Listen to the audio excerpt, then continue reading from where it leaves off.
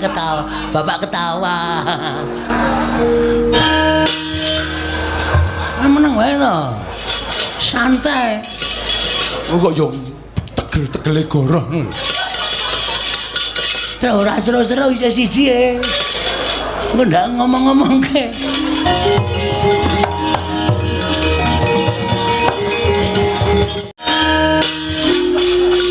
Gong, Non, sing tomongke mau bener.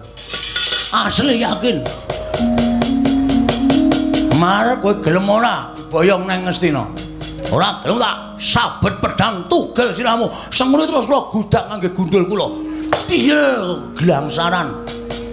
Melayu mundang Kurawa. Ketoke kok matamu ki mata ngapusi. Biar kapok ra kowe. Serius lho Mang Matke. Ya Pak ya. Pak. Ya Pak ya. Sadu tak sadu. Ya Pak ya. Iso. Ngayeh. Mboten pitados. Ya terus. Ada terus. Terus.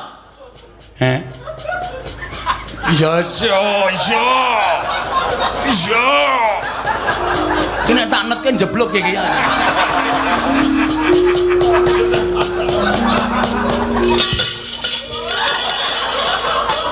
Gareng kok lunga. Gareng ra weruh matane kerok.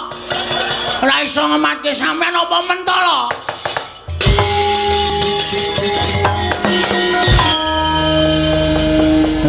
Ketawa, bapak ketawa.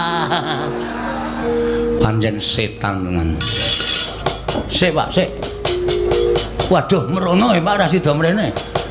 Apa iku? Monggo bawa panganan.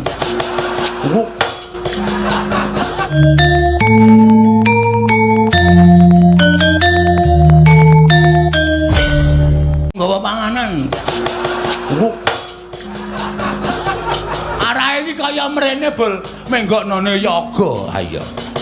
Yoga ora sak pakane mbok eman. Iki dienggo sirahmu gedene semono kuwi isine banyu apa otak? Adake sapi teng ya, Truk. Ayo. Ayo otak, ayo otak. Ah, kene nek otak kudune iso mikir. Ora sak penakmu dhewe kaya ngono kuwi. Terus arep piye? Aku maju perang. Ijen. Ana ijen kalah. Ha terus? Ha iki anakmu ki mendorong kan ngapa iki? Petruk ngewangi gah. Aku ora ndek masalah kok. Mo nek kon ngewangi. Truk, Ngopo? kamu enggak sayang sama aku ya, Truk? Ya tresno ki tresno ning kowe iki sok kuwi lho kewanenmu iki kliwat. Dadine aku ki sok tido-tido ngewangi kowe. Engko aku sing ngrampungi Kurawa. Ah, kowe iki mung ngomong tok wong cangkemmu jembare ra jamak kaya ngono kok. Kowe iki mung suarane tok kowe sing tumandang aku sing lara, aku sing ngrasake diajar Kurawa. Gah, aku tak ngasuh bengi iki. Truk, Ngopo? engko rasa nyaur utangku wis. Ora moh. Moh. Reng, Gah, sel. awes mayang awan barang mau ya, Pak.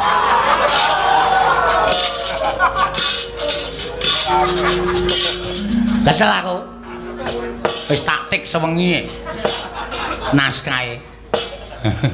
Aku ngetik naskah apa? Beranak dalam kubur.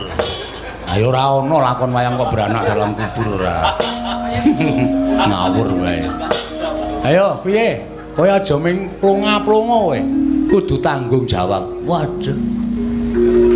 Wit. Ngopo, Gong? Kae wong telu sing ndene mburi kae ora dimanfaatke. Sapa? Lho, Ndara Gatotkaca, Ndara Antarjana. Njur maksudmu? Ora iso dijaluki bantuan wong wis saguh gawe tentreming Karang Kadempel. Aku mau matur. Aku mau matur. Aku ya mau matur. Tamong.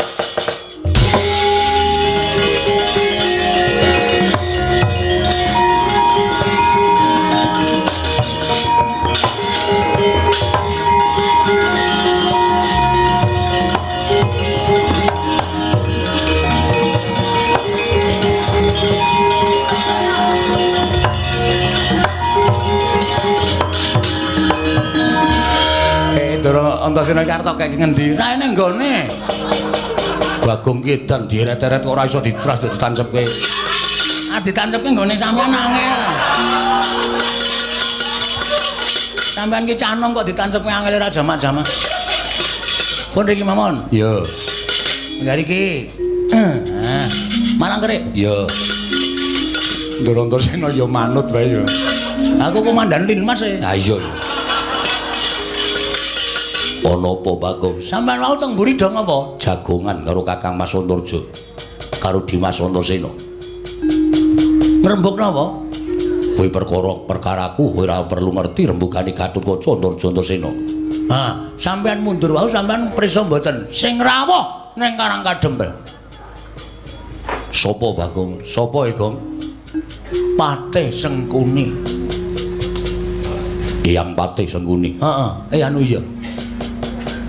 Niate Semar ora kleru, ora salah, ora luput. Arep dipateni karo Patih Sengkuni. Patih Sengkuni teng mriki wis gawa pedhang. Semar arep dibacok nek mboten kula sing temandang. Wah, Semar mati dina niki, Jaya.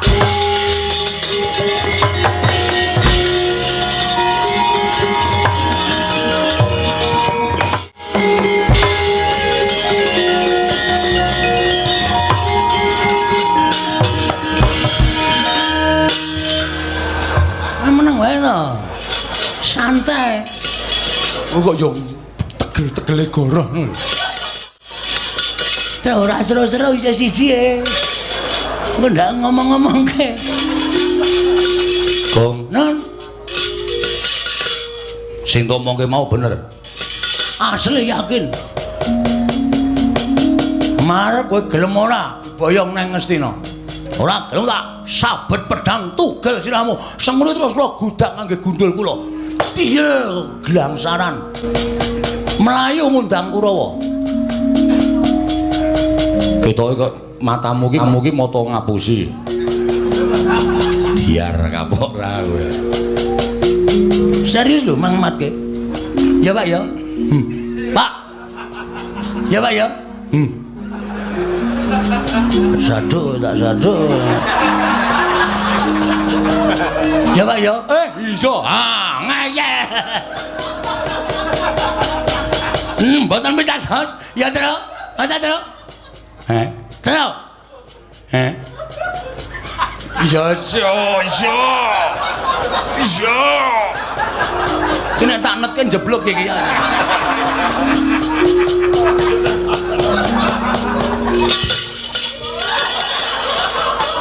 Gareng kok lunga. Gareng ra weruh matane kerok. Ora iso ngematke sampean apa mentolo.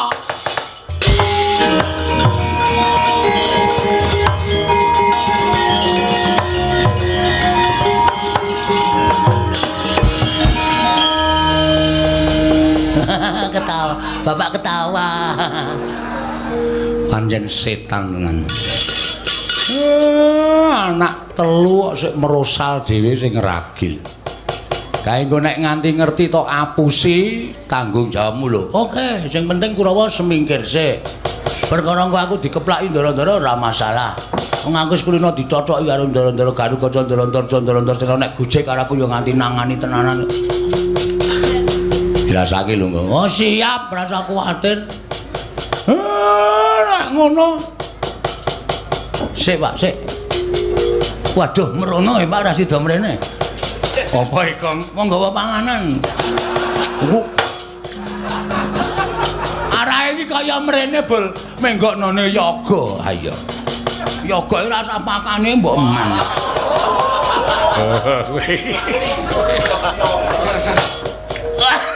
Nganti waktu aku. Ha iya. Wis tole. Tak jaluk jaganan Karang Kadempel. Upama ndara-ndaramu kae padha Bandayuda ewang ana engko ndak dikira. Kowe ora tanggung jawab. Aku tak takon karo kowe, Gong. Nggih. Kowe jane wong tuwa apa bocah? Nggih wong tuwa, bocah semene ngentek-entekke susu. Kowe mau omong piye? Omong napa? Omong nek Eyang Patih Sengkuni ngagar-agari bapakmu ngau pedhang, ngono to? Lho, Sengkunine muni piye? Kowe mbok aja gawe-gawe. Sing nyekel pedhang ki sapa? Ora ana wong nyekel pedhang kok kowe senengane gawe-gawe. Lho, mak klap mau apa, Mak? Hah? Kowe ngene iki mak klap kae pipa rokok. Udu pedhang. Wah, nggih pipa dudu pedhang. Lah terus iki piye? Piye iki do perang ora? Ya iki mumpung wis ana pencerahan lho iki. Butuhe aku ora perang ora apa-apa, ning bapakmu kudu tekan negara Ngastina dadi srana tumurning wahyu katentreman. Oh, genah perang iki pun dantemi mawon. Lho. Dantemi perkarane apa? Genar boyong bapak. Nek bapak ora gelem sampean arep ngobong karang kadempel, ha ta? Iya, pancen ngono. Iya, pun cedhak ta? Lho, nek perkara karang kadempel ya wis, kuwi dudu perkaraku. Kuwi perkarane wong-wong karang kadempel, dudu perkaraku. Nek aku belani bapakmu Semar, nek perkara karang kadempel ya perkaramu, perkarane Petruk, perkarane Gareng. Yang aku njaluk ngapura. Nggih, padha-padha. Diar kowe. Kapok kowe. Truk. Maju sik wetengku lara. Ya. Nuwun sewu Gandeng Ndarantasena pun boten mbiyantu kalih kula, nggih kepeksane kula sing mbelani karo bapak. Nek ngono kowe wangkal, ora menehke bapakmu, tetep kula ajeng wangkal. Nek wangkal wani karo Kurawa, biyen wani saiki wani, Mbah. Ayo buktekke anak-anak Semar Kurawa menang sapa? Pelakon mati dening Petruk Panggawa tak ayoni Ndara Kartomarma.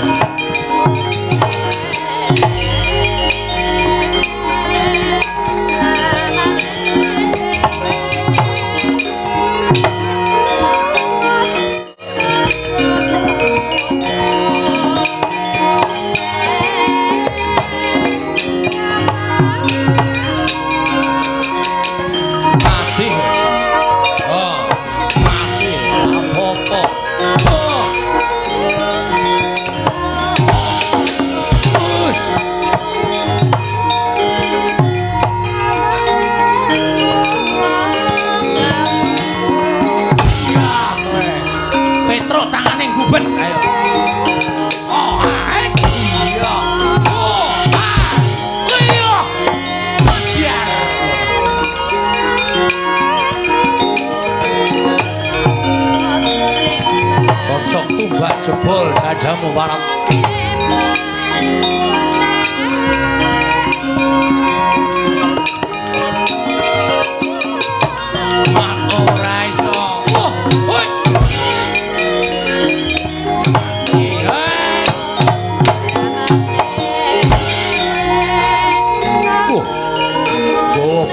saentuke.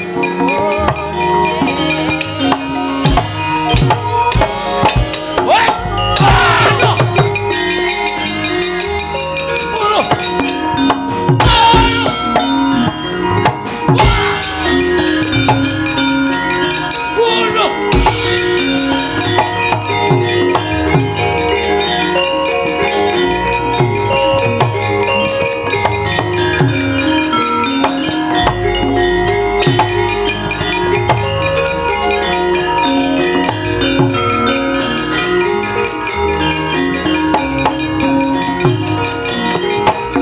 Ndara Surtayu Petruk kowe nungkul mboten nungkul nek wis tekaning mati lakon penjangka mungga mati wah kowe diat udar kowe mati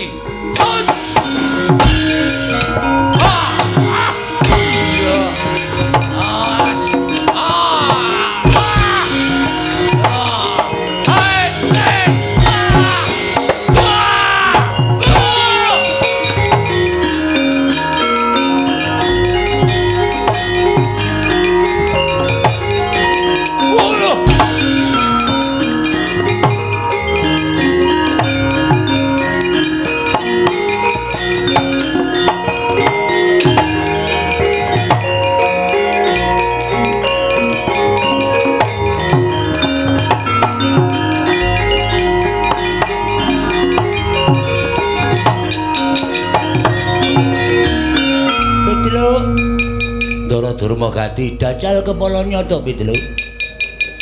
Kowe lancen dadak gleleng pacamu gembelo cilahmu.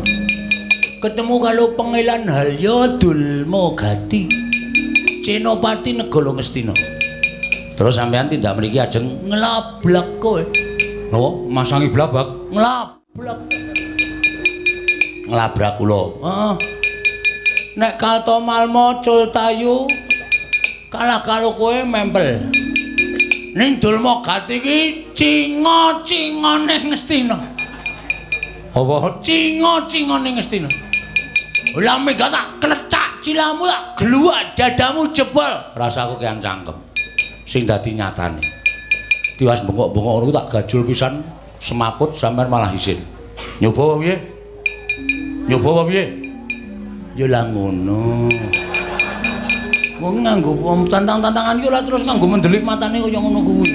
Ha jeneng pantangan kok ora entuk mendelik mripate. Cing dadi nyatane. Oke. Sampeyan mriki aja napa? Nglablak kowe. Nyo. Mangantem sing sak banter-bantere. Nek nganti kula sambat, gedene kula semaput, meguru karo kowe 20 taun. Nyo. Buah jigul pamel tenan ya. Pamel. Gembelo gleleng, ora gembelo gleleng ning nyatane nyo. Mate kowe. Nyo. Modal kowe. Icololo jempolku suwe-suwe nek carane ngene. Celo, drame iki celo bae. Dis ngono, nek bedang kok tak tuku meneh. Nah, gene iso celo, nek ora iso celo ndase ngutuk dlam. Iki ngeplak wis lara tates-tates. Nah, modal kowe. Ya, nyamburi. Wah, mati jeneng kakon. Ora apa-apa, Petruk niku nek ngene iki mbok aja kanggo tangan, nggo glugue kula ora apa-apa. Pamel tenan kowe. Ini tak apuci.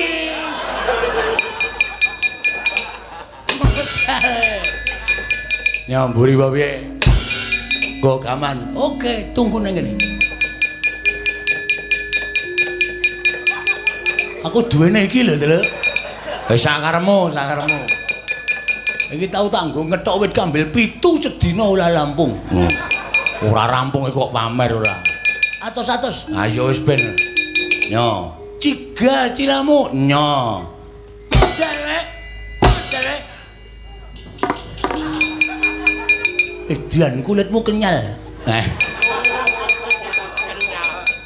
Dilonokke melu lono, dilenekke meneh padha karo dudut katut ngluthung. Ha iya. Mati. Ajeng napa golek pucukane? Ya. Aku kala-kala kowe wilang bebarang, wah nganggo kampak. Oh clewek. Modal. Wah. Kowe cilahmu saka apa to? Saka sirah tenan. tutuk cetok. Waduh. Pusaka kok werna-werna. Mati. Sing telakil iki nek nganti aku kala-kala kowe megulu karo kowe 30 tahun gitu. Aku lho selawi sama 30. Ajake 5 tahun. Kampleng candal dai matu. Ora ambyal silahmu. Awang saka wesi kowe ora apa-apa kok saka sepon kaya ngono. Aja ngeceh. Iki lho entuk ning alas loban. Waduh. Alas loban kok entuk sandal. Nggone wong numpak bis keli. Mati kowe, mati kowe, mati. Nek wonten sampeyan iku wis wani maju ya mesti serep ya. Jelas. Genti kowe. Waduh. Aku ngrasake lolo gedhe cemaput megulu karo kowe. Yo. Gene meng kaya ngono. Sing niat lho, aja semblono. Sing niat ning petu mantek aji. Yo. Edian. Yo.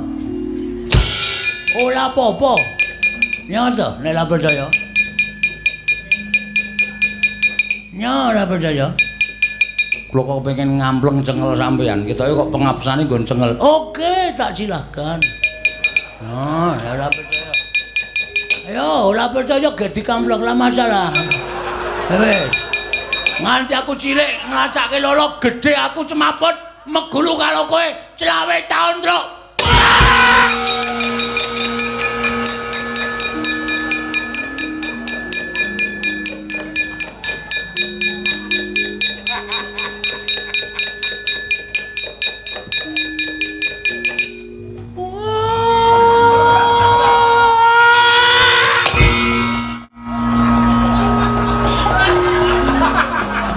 Kira apa ya? Kok le nyuwara iki wis saka adoh banget wis bengok nganti mak. Wah, jleng. Dititu ijleng.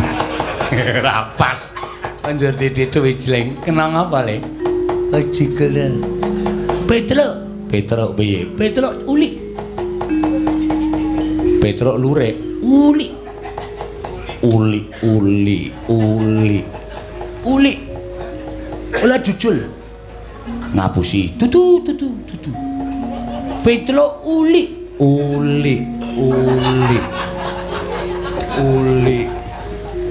Olah jujul. Ngapusi. Tutu. Uli.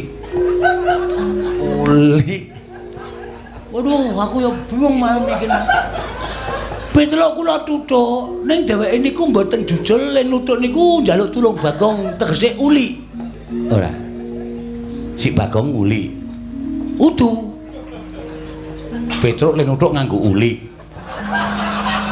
Wah! Semplok utek kula man. Aku dhewe ya bingung, ngomonganmu ki aku bingung. Uli. L diganti L. Tetep uli. L diganti L, tetep uli. Ini. Hulu pelek L ngeten. Wis diganti ngeten kali ngeten. Wow, Superman. Tutu. Uri. Dengkulmu melocot. Malah cengengecan lho. Petelok uli, kok uri? Ngantem cilah kula madhep mriko, adep-adepan karo Petelok. Terus dheweke ngomong kali kula. Dulu mau ganti aku tok kepengin ngantem cengelmu. Ah monggo, tak celenggalakke.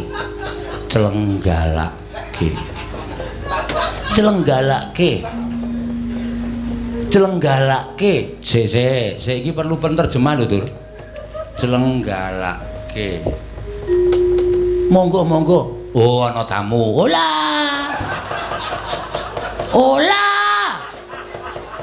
Lah kok monggo? Nyo.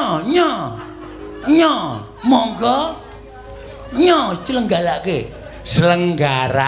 Betul. Cengel kula cenggalake jebulene yo. Apa kuwi meneh? Kuwi apa meneh kuwi? Jebulane ceng nuthuk dudu Petelok. Bagong, Mas. Bagong gawa palu gedhe banget tutuk cengel kula jleng, kula klekalan. Klekalan. Klekalan. Aduh. Bubuk. Dudu. Klekaran. Nah, terus kalah man. Mundur. Wis cetha nek kuwi dadak gawe mundur. Asem Nek cara aku isin. perkarane Petruk ki Panakawan kowe ming batur Petruk ki Panakawan kowe ming pangeran pati kok kalah ro batur ki nek karo isin. kula kok biasa man. Ora isin. Lah isin iku nggo melem ilang. Lah masalah mudul wakat ketemu wis kalah karo Petruk kan dadak ijen-ijen. Sejatine kita kuwi uga titisaning dewa, mung dewa ingkang ora nate den ucapake dening para titah. Weh. Samane ku dewa to? Iya, kok elek. Lho. Mergo sing tak njingi ya raine kaya bokong. Wah, iki dewane ya atos iki suarane. Panjenengan sinten asmane? Ulun Bathara Bawursari. Ulun Bathara Bawursari ingkang tansah momong kita saksuwene kita wujud Bagong kaya ngono Panakawan. Aduh, pukulun.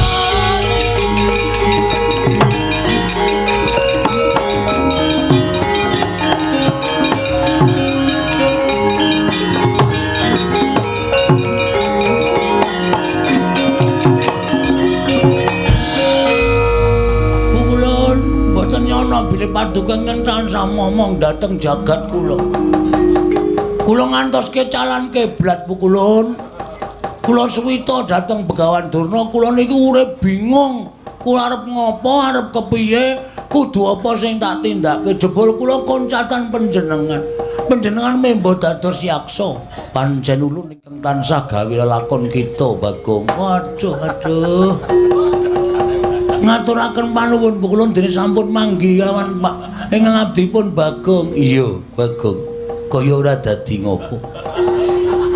Lan sumurupa ulun mrepeki kelawan jeneng kita wujud yaksa mau sayekti ulun ngerti laku jantra kita. Ulun kepingin jajal kelawan lahir batin kita. Jebul kita kuwi nadyan ala rupane nanging pakarti kita ngungkuli kelawan wong-wong sing becik pasuryane. Ikhlas sabar ora awel kelawan pati kuwi ingkang ndadekake ulun bombong telenging penggalih ulun Bagong. Sampeyan kok kaya kula. Ulun saksuwene momong kita kuwi ya sak ora-orane solas laganing ulun tiru kelawan jeneng kita. Mekaten pukulun. Iya. Lan napa to kang dadi karep kita? Teko kita suwita Begawan Durna sarta ngupaya kayu kastuba mulya. Pikulan pukulun. Ngaten nggih pukulun, estunipun kula menika kepengin bangun desa. Mergi menapa kawontenan desa sakmenika sampun bubras langkrah boten kanten-kantenan.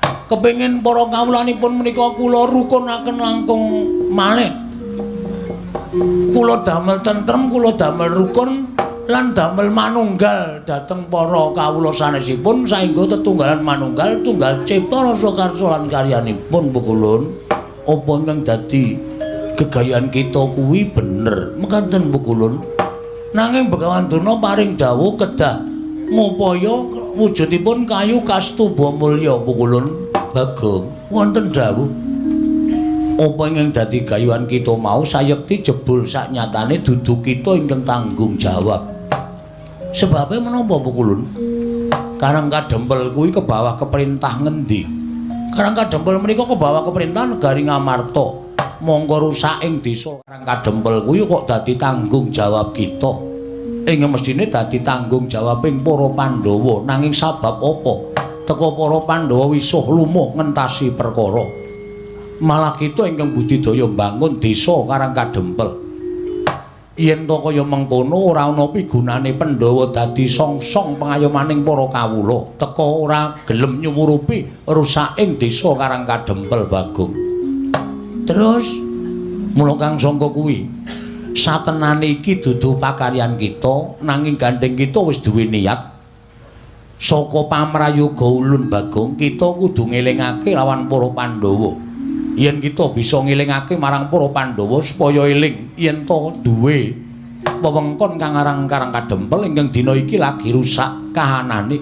Mula para Pandhawa kudu gelem dandan-dandan Karang Kadempel.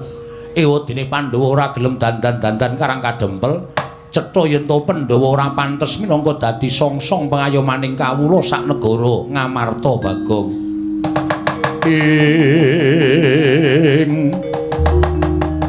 Kagyatri sang kapirangu rinangka kinampit kambeda sang reknaning bawana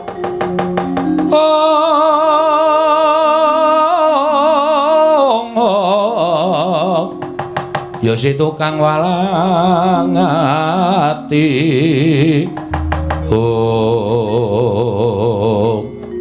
mekaten Pukulun iya lajeng keparengipun apa ingkang kita upaya kayu kastuba mulya bakal ulun paringake lawan jeneng kita Bagong dadi syarat wangunaning desa Karang Kadempel.